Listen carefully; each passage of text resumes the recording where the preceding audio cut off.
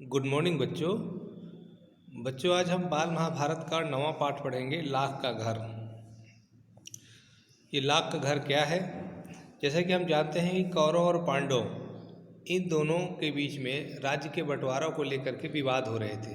दुर्योधन चाहता था कि पांडव खत्म हो जाएं और सारा राज्य उसको मिल जाए, और इसी क्रम में उसने एक षड्यंत्र रचा था कि एक लाख का घर बनवाया और उस लाख के घर में पांडवों को बसा दे। और उसके बाद फिर क्या करेगा, आइए जानते हैं पूरा है क्या इसमें। भीमसेन का शरीर बल और अर्जुन की युद्ध कुशलता देखकर दुर्योधन की जलन दिन पर दिन बढ़ती ही गई। वह ऐसे उपाय सोचने लगा जिससे पांडवों का नाश हो सके। इस कुमंत्रणा में उसका मामा शकुनी और कर्ण सलाहकार बने हुए थे। बूढ़े धृतराष्ट्र बुद्धिमान थे, अपने भतीजों से उसको स्नेह भी काफ़ी था, परंतु अपने पुत्रों से उनका मोह भी अधिक था। दृढ़ निश्चय की उनमें कमी थी, पर वह किसी बात पर स्थिर नहीं रह सकते थे। अपने बेटे पर अंकुश रखने की शक्ति उनमें नहीं थी। इस कारण यह जानते हुए भी कि दुर्योधन कुराह पर चल रहा है, उन्होंने उसका साथ ही दिया। तात्पर्य कहने का बच्चों कि धृतराष्ट्र जानते थे कि दुर्योधन गलत राह पर जा रहा है और पांडवों को नुकसान कर सकता है। यद्यपि धृतराष्ट्र पांडवों से भी बहुत प्रेम करते थे, लेकिन पुत्र मोह बहुत बड़ा मोह होता है, जिसके चलते उन्होंने दुर्योधन की सारी बुरी मांगों को स्वीकार किया और दुर्योधन पर अंकुश नहीं लगा सके। परिणाम क्या हुआ? इधर पांडवों की लोकप्रियता दिनों दिन बढ़ती जा रही थी।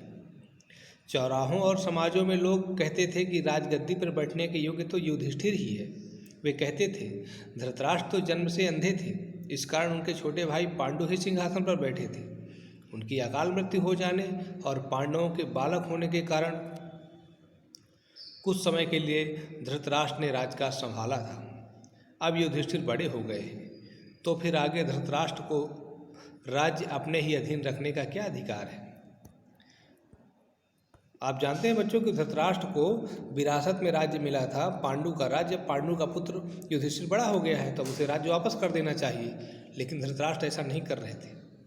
तो फिर लोग क्या कहते हैं, पितामह भीष्म का तो कर्तव्य है कि वह धृतराष्ट्र से राज्य का भार युधिष्ठिर को दिला दें।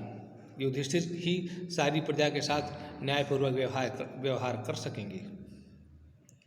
ज्यों-ज्यों पांडवों की यह लोकप्रियता दिखाई देती थी, ईर्षा से वह और भी अधिक उड़ने लगता था, वह अर्थात दुर्योधन। एक दिन धृतराष्ट्र को अकेले में पाकर दुर्योधन बोला, पिताजी, पूर्ववासी तरह तरह की बातें करते हैं। जन्म से दिखाई न देने के कारण आप बड़े होते हुए भी राज्य से वंचित ही हैं। राज सत्ता आपके छोटे भाई के हाथ में चली गई। अब यदि युधिष्ठिर को राजा बना दिया गया तो फिर पीढ़ियों तक हम राज्य की आशा नहीं कर सकेंगे। पिताजी, हमसे तो यह अपमान न सहा जाएगा। देखिए, दुर्योधन अपने पिता को एक तरीके से उकसा रहा है। यह सुनकर राजा धृतराष्ट्र सोच में पड़ गए। बेटा, तुम्हारा कहना ठीक है, लेकिन युधिष्ठिर के विरुद्ध कुछ करना भी तो कठिन है। युधिष्ठिर धर्मानुसार चलता है, सबसे समान स्नेह करता है, अपने पिता के समान ही गुणवान है। इस कारण प्रजाजन भी उसे बहुत चाहते हैं। तो दुर्योधन क्या कहता है? यह सुनकर दुर्योधन बोला, पिताजी, आपको और कुछ नहीं करना है, सिर्फ पांडवों को किसी न किसी बहाने वारणावत के मेले में भेज दीजिए। मैं आपको विश्वास दिलाता हूँ, इतनी सी बात से हमारा कुछ भी नहीं बिगाड़ होगा। कहाँ भिजवाना चाहता था दुर्योधन? वारणावत में एक मेला लगा था। इस बीच अपने पिता पर और अधिक दबाव डालने के इरादे से दुर्योधन ने कुछ कूटनीतिज्ञों को अपने पक्ष में मिला लिया। वे बारी बारी से धृतराष्ट्र के पास जाकर पांडवों के विरुद्ध उन्हें उकसाने लगे। इनमें कर्णिक नाम का ब्राह्मण मुख्य था, जो शकुनी का मंत्री था। उसने धृतराष्ट्र को राजनीतिक चालों का भेद बताते हुए अनेक उदाहरणों एवं प्रमाणों से अपनी दलीलों की पुष्टि की। अंत में बोला, राजन, जो ऐश्वर्यवान है वही संसार में श्रेष्ठ माना जाता है। यह बात ठीक है कि पांडव आपके भतीजे हैं, परंतु वे बड़े शक्ति संपन्न भी हैं। इस कारण अभी से चौकन्ने हो जाइए, आप पांडपुत्रों से अपनी रक्षा कर लीजिए, वरना पीछे पछताइएगा। तो जानते हो बच्चों, किसने किसको उकसाया?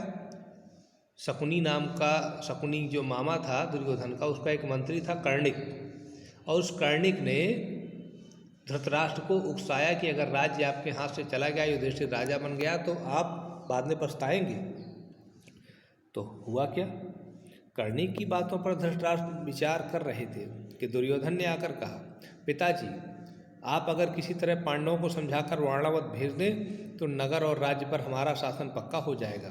फिर पांडव बड़ी खुशी से लौट सकते हैं और हमें उनसे कोई खतरा नहीं रहेगा। दुर्योधन और उसके साथी धृतराष्ट्र को दिन रात इसी तरह पांडवों के विरुद्ध कुछ न कुछ कहते सुनाते रहते और उन पर अपना दबाव डालते रहते। आखिर धृतराष्ट्र कमज़ोर पड़ गए और उनको लाचार होकर अपने बेटे की सलाह माननी पड़ी। दुर्योधन के पृष्ठपोषकों का मतलब ये होता है सलाहकर्ता, में वारणावत की सुंदरता और खूबियों के बारे में पांडवों को बहुत ललचाया।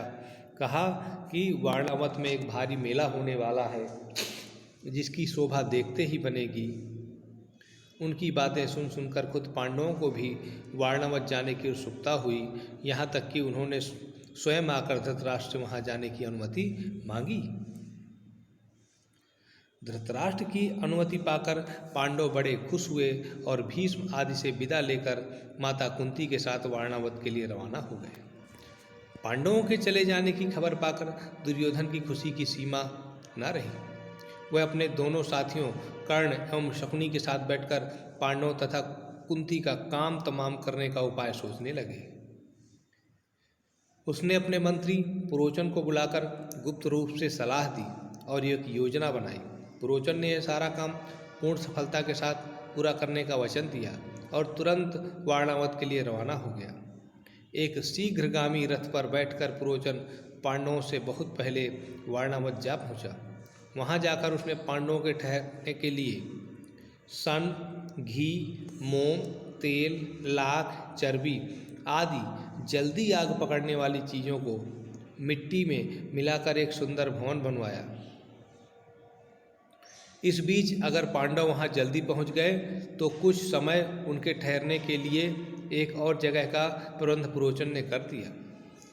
दुर्योधन की योजना यह थी कि कुछ दिनों तक यहाँ पांडवों को लाख के भवन में आराम से रहने दिया जाए और जब ये पूर्ण रूप से निशंक हो जाए तब रात में भवन में आग लगा दी जाए, जिससे पांडव तो जलकर भस्म हो जाएं और कौरवों पर भी कोई दोष ना लगा सके। तो बच्चों, आपने षड्यंत्र समझा। वारणावत में दुर्योधन एक लाख का घर बनवाना चाहता था। लाख से तात्पर्य घी, मोम, चर्बी इत्यादि जो तुरंत आग पकड़ लेती हैं, और उस घर को बना करके पांडवों को वहाँ ठहराना चाहता था और किसी दिन आग लगा करके उन सबको जला देना चाहता था। और ये कार्य दिया था दुर्योधन ने अपने मंत्री पुरोचन को।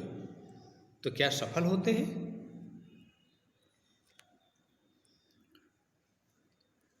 ये अगला लेसन है पांडवों की रक्षा। तो इस पांडवों की रक्षा में हम ये जानेंगे कि किस प्रकार से पांडव वारणावत के उस लाख के घर से बच पाते हैं या नहीं बच पाते, या सारे मारे जाते हैं, और अगर बचते हैं तो कैसे बचते हैं, कौन बचाता है उनको। ये बहुत सारे प्रश्न हैं। तो इन सारे प्रश्नों के लिए हमको अगला 10वां पाठ पढ़ना ही पड़ेगा। लेकिन आज की इस वीडियो में फ़िलहाल हम इतना रखेंगे, लेकिन कुछ एक प्रश्न आपको देंगे जिससे आपको अपने उत्तर लिखकर भेजने होंगे। तो प्रश्न हमारा ये है, ध्यान से सुनिएगा, कि दुर्योधन पांडवों को वारणावत क्यों भेजना चाहता था? प्रश्न फिर से सुनिए, दुर्योधन पांडवों को वारणावत क्यों भेजना चाहता था? इस प्रश्न का उत्तर लिख करके भेजिएगा। और बहुत सारे बच्चे प्रश्नों के उत्तर लिख करके भेजते हैं और बड़ा अच्छा उत्तर लिख करके भेजते हैं। उम्मीद है जो लोग नहीं भेजते वो भी भेजेंगे, ताकि मुझे पता चल सके कि आपकी समझ में पाठ कितना आया है। तो बच्चों, आज की इस वीडियो के लिए फ़िलहाल इतना ही। आपने इस वीडियो को देखा, इसके लिए आपका धन्यवाद।